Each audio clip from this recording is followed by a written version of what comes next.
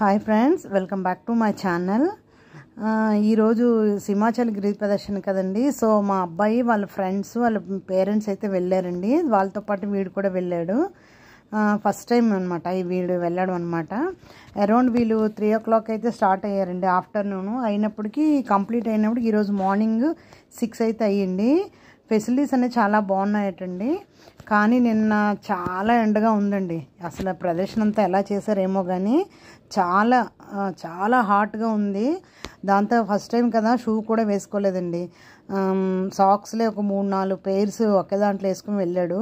ఇదంతా కంప్లీట్ అయిన మొత్తం సాక్స్లన్నీ మొత్తం చిదిగిపోయి ఉంటండి, అంత క్రౌడ్. దాంతో నిన్న వైజాగ్లో చాలా ఎండగా ఉందండి. యాక్చువల్గా గిరి ప్రదర్శన రోజు వర్షం అయితే పడాలి, బట్ వర్షం అయితే పడలేదు.